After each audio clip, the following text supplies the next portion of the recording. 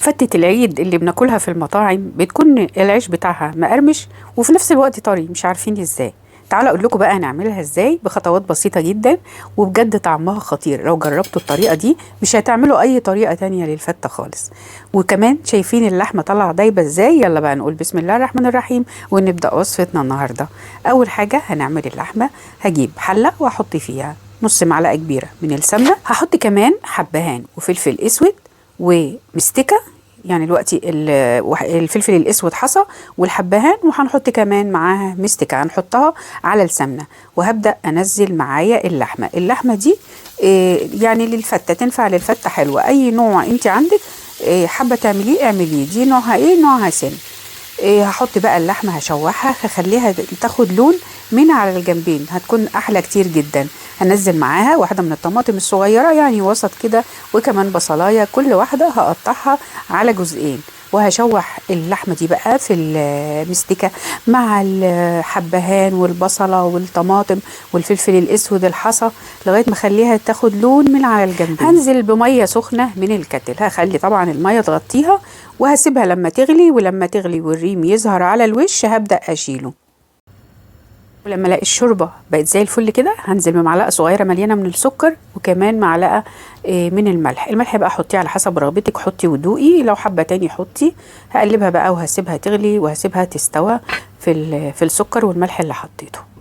بس اهم حاجه، اول حاجه علشان اللحمه دي تطلع معاكي زي الزبده، اول ربع ساعه سيبها تغلي، بعد كده هدي عليها النار جدا وسيبيها تستوى براحتها.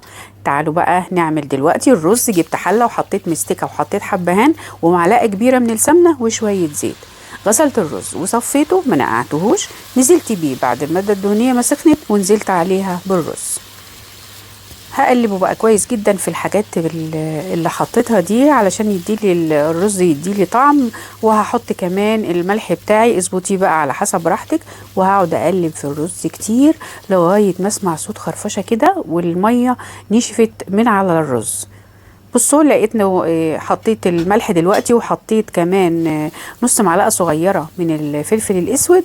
وهقلب بقى تاني كل الحاجات دي مع بعض زي ما قلت لكم. حطي بقى مقدار الشوربه، لو انت عندك شوربه تكفي حطي كل المقدار شوربه. لو ما كفتش زي اللي عندي كده حطيت نص من الشوربه وحطيت نص من الميه، يعني نص المقدار. خلي بالك بقى الشوربه بتكون متملحه، بيكون فيها ملح، فخلي بالك من الملح وانت بتحطي، اعملي حساب الشوربه ان فيها ملح. قلبيه بقى وسيبيه اول ما يغلي، هدي عليه النار جدا وسيبيه يستوى بقى براحته لغايه ما بقى بالشكل ده. تعالى اوريكم بقى. بصوا انت هتلاقوا الحبهان كده على الوش، ابداوا شيلوه. اي حاجه حصى انتوا بتحطوها حتى لو مش حاطين حبهان، حاجه غير الحبهان شيلوا الحبهان بقى وشيلوا اي حاجه كده من فوق الوش. شايفين الرز مفلفل جدا، جميل قوي قوي لانه مظبوط المقدار بتاع الشوربه والميه. شايفين عامل ازاي؟ بجد تحفه جدا. خلاص تعالوا بقى نسيب الرز. نعمل الفته. انا جايبه هنا عيش ريتش باك اللي هو النوع اللبناني.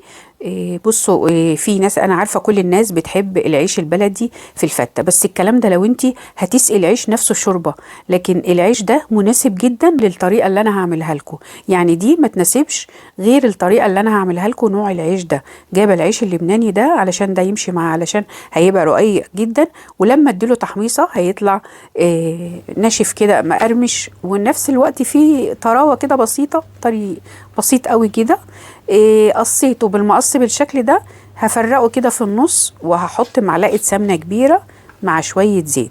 هدخلهم الفرن، يعني انا هحط السمنه واحط عليه شويه زيت، هدخلهم الفرن. لما الاقي السمنه دي تسيح مع شويه الزيت اللي حطيتهم يسيحوا جدا، هطلعهم بقى وهقلبه مع بعض بقى كتير جدا. بصوا يعني دابت شويه نوعا ما. هدوب بقى العيش كده بالشكل ده. اول ما اقلب العيش في السمنه والزيت هي هتفك معايا، لان الصينيه اوريدي سخنه، انا لسه مطلعاها من الفرن.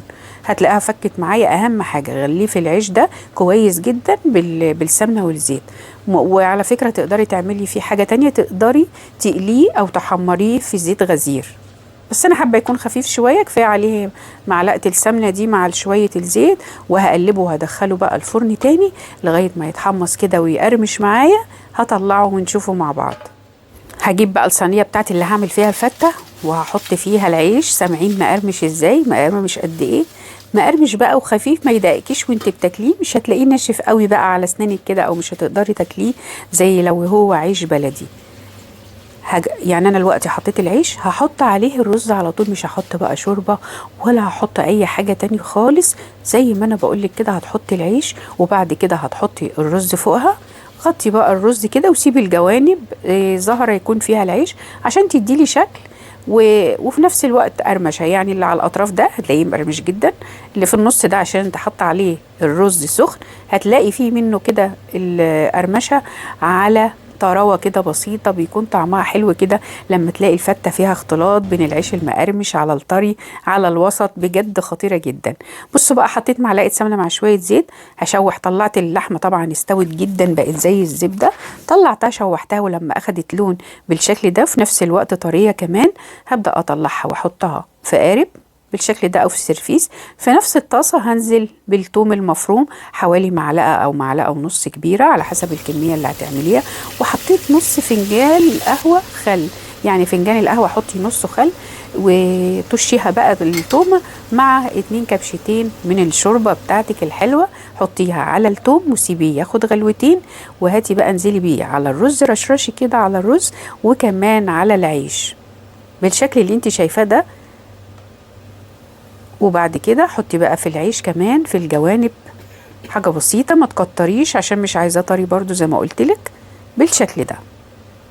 في نفس الطاسة هتخلي بقى فيها شوية، هتخلي فيها شوية من التوم ده مع الشوربة والخل اللي انت عملتيهم. سيبيه وهاتي بقى كوباية على حسب بقى انت عايزة الصلصة كتير او قليلة. دول حوالي كوباية ونص من الصلصة البيتي، ودي بتختلف عن الجاهزة، بتكون خفيفة مش مركزة. حطيت معاها نص معلقة من الفلفل الاسود، وكمان هحط معلقة سكر ونص معلقة من الكزبرة، وكمان معلقة صغيرة من الملح، او حطي الملح على حسب رغبتك. قلبيهم بقى وسيبيهم ياخدوا غلوة كده، غلوتين 3 كده. يعني هي طبعا مش هتتسبك، لان الصلصه البيتي دي بيكون اوريدي يعني سايباها تغلي كتير لغايه ما الميه بتاعتها قصرت وبقت بالشكل ده ونشفت كل الميه اللي فيها، فمش هتحتاجي تسيبيها تتسبك قوي. حطي بقى رصي اللحمه بتاعتك اللي شوحتيها على الرز من فوق او على الفته يعني من فوق، وهاتي بقى الصلصه حطيها كده رشرشي زي ما عملتي في التومه في الجوانب كده وعلى العيش وعلى الرز، مش هتحطي كتير. بصي بقى وانت بتاكلي هتلاقي طعم كده مختلط بقى مع العيش مقرمش على طري على صلصة على خل، طعمها خطير جدا. انا عايزاكم تجربوها وتقولي لي ايه رأيكم فيها.